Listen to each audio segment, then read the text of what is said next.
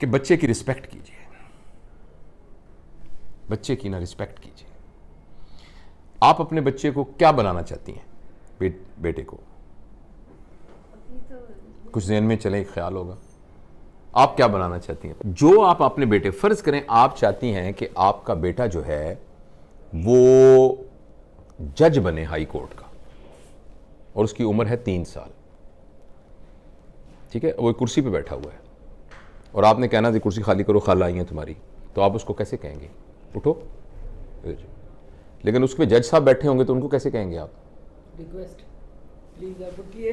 Please आप, जहमत तो होगी आपको, बुरा ना मनाइए, ये मेरी छोटी बहन आई हुई है, तो आप अगर वहां तशरीफ रख लें तो मैं आपका बड़ा शुक्रगुजार होंगी। तो मीलॉट जो आप उसको बनाना चाहते हैं ना, उसके लिए उसको तैयार करने का मतलब यह है कि उसकी वैसी इज्जत करें जो आप उसको बनाना चाहते हैं। आप उसको हाफिज़े कुरान बनाना चाहती हैं और उसको कहते हैं उठो, तुमने खाना क्यों नहीं खाया, कपड़े देखे तुम्हारे कितने गंदे हो गए, चलो चलो। उसकी वैसे इज्जत कीजिए जैसे हाफिज़े कुरान की इज्जत करनी है। आपने जो उसको बनाना है उसकी वैसे इज्जत करनी शुरू कर दीजिए। और प्लीज आप याद रखिए, किसी फेलियर की वजह से अपने बच्चे की इंसल्ट ना कीजिए। बच्चे के लिए सबसे बुरी बात है इंसल्ट। जब पेरेंट्स को गुस्सा आता है ना, अपना इलाज कराइए गुस्से वाली वर्कशॉप्स अटेंड कीजिए, इसलिए कि वो एक इंडिविजुअल है। आप जरा मेरी इंसल्ट करके दिखाइए मुझे इस वक्त, आप नहीं कर सकेंगी। मैं जुर्रत नहीं कर सकता आपकी इंसल्ट करूं। मैं जरा सा आपके साथ बदतमीजी बोलूं, आप उठ के खड़ी हैं, क्या मतलब भाई? आप उठ के मोबाइल फेंक के आप उठ के चलने जाना शुरू कर देंगे। आपके बच्चे के अंदर भी वही जज्बात हैं, मगर इत्तफाक से वो आपसे कमजोर है।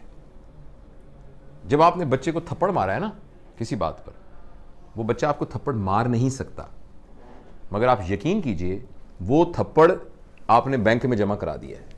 लेकिन सर हमने तो ये सुना है ना कि अगर जैसे उस्ताद डांटता है या जो पेरेंट्स होते हैं वो डांट रहे हैं, या तो वो आपकी बेहतरी के लिए आपके सामने आपको डांट रहे हैं, आपके पीठ पीछे आपको बुरा, लेकिन इससे बेहतरी नहीं हो रही।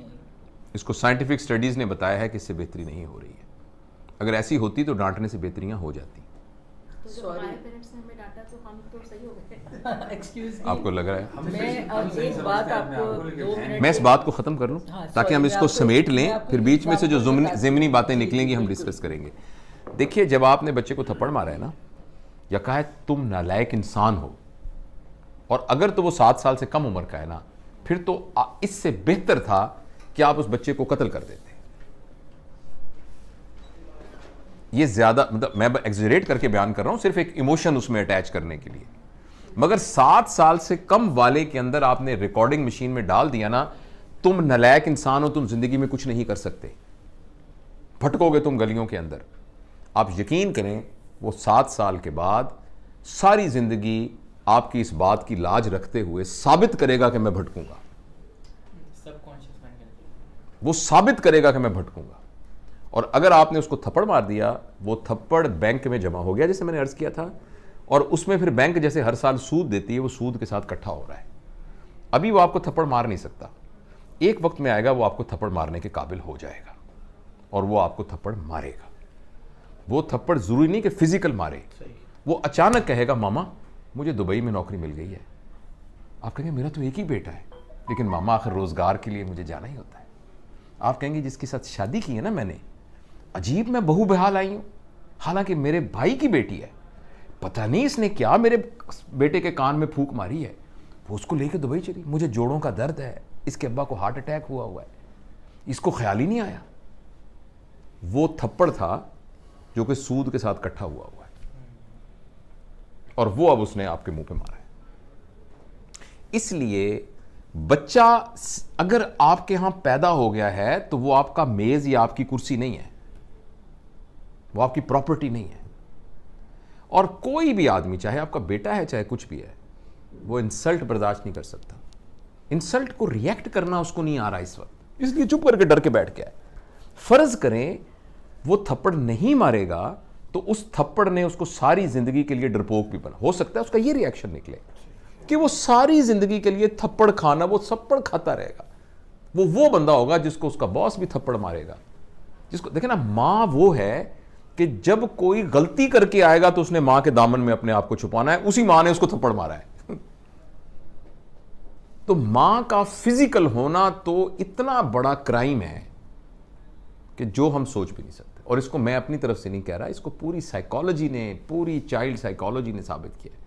अगर आपने बच्चे की बेइज्जती कर दी ना, किसी बात के ऊपर बेइज्जती कर दी, ये बेइज्जती अगर वो आपके खिलाफ नहीं इस्तेमाल करेगा तो वो पूरी दुनिया को इजाजत दे देगा अपने खिलाफ करने की।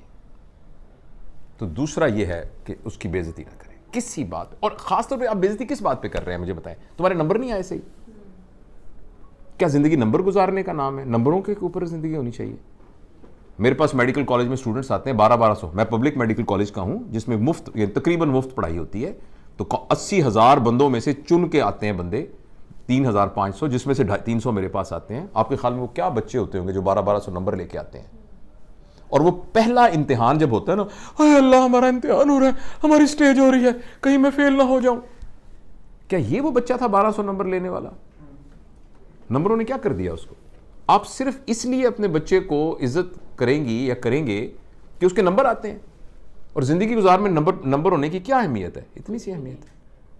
तो बेसिकली नंबर लेके हम अपनी ईगो को सेटिस्फाई कर रहे हैं और बच्चे को तबाह कर रहे हैं। वो नंबर ले बड़ी अच्छी बात है, मैं ये नहीं कह रहा कि नहीं नंबर लेने चाहिए, मगर ये नहीं है कि उसकी बेइज्जती करें आप।